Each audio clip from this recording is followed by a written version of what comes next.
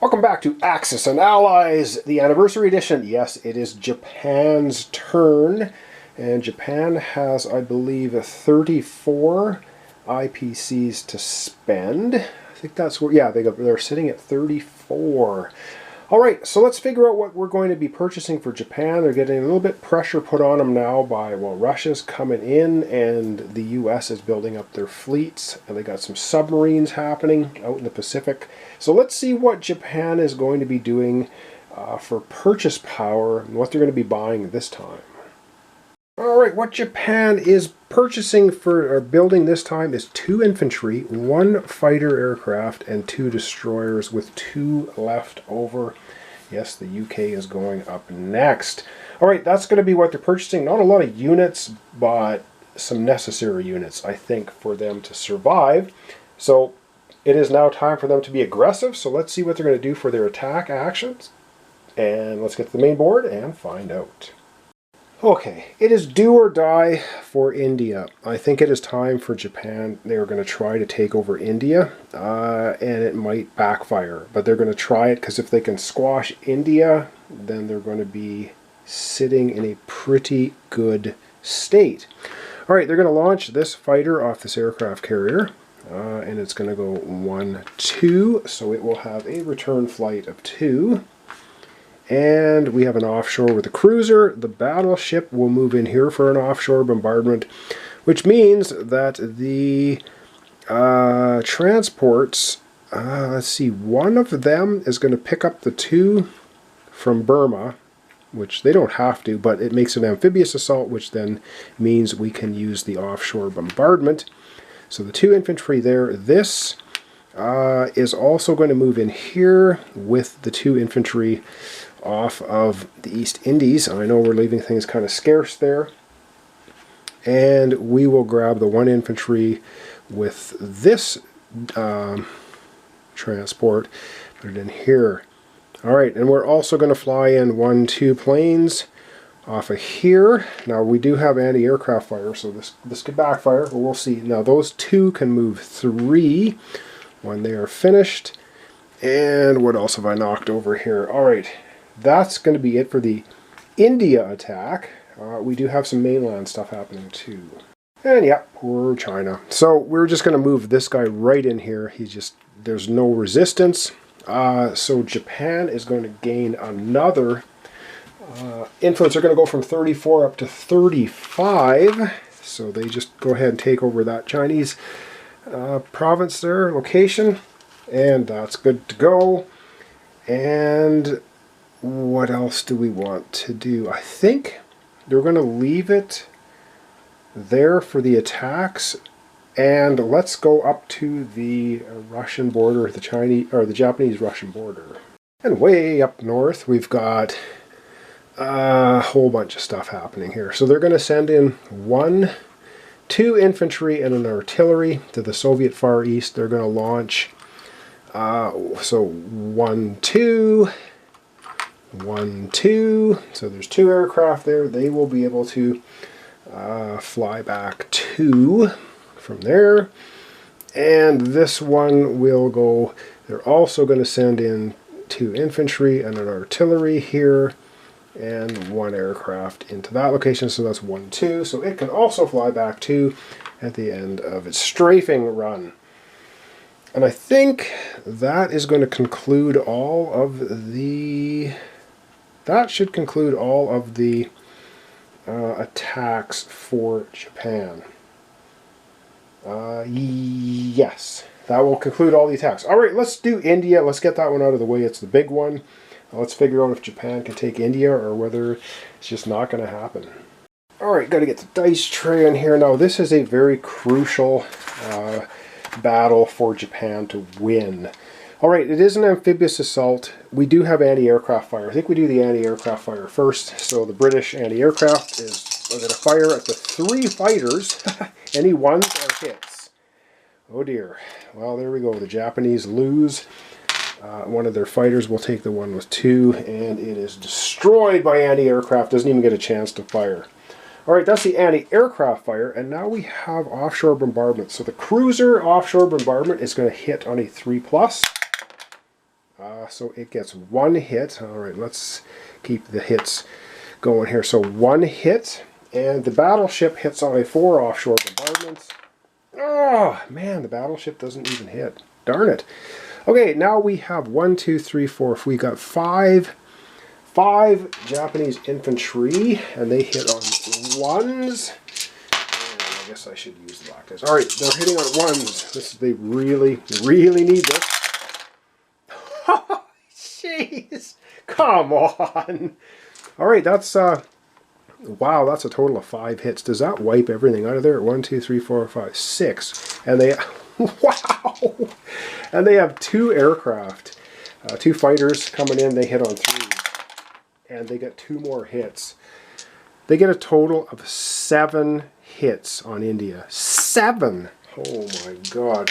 All right, well, there's some retaliation that's going to happen, obviously. The British, so there's basically 1, 2, 3, 4, there's 5, 6 at 2.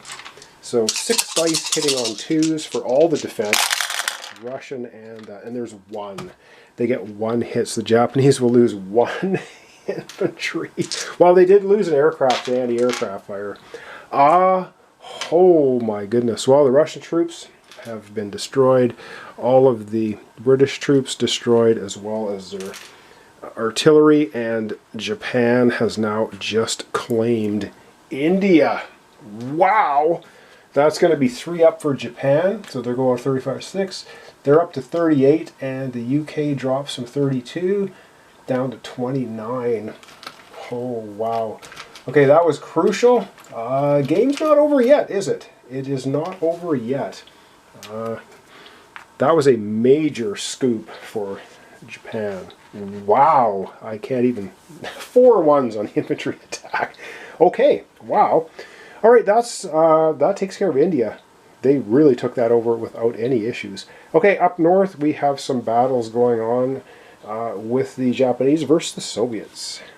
All right, up north we have the Japanese taking on the Soviets. Let's do Soviet Far East first. No anti-aircraft here for the Japanese to worry about, so that's good. They got 1 hitting at 1, which is a total miss. They have an artillery and an infantry hitting at 2s. So there's 1 hit. 1 hit here, and they have 2 fighter aircraft hitting on 3s. And that's another hit. So that's a total of 2 hits. That gets rid of both Russian troops.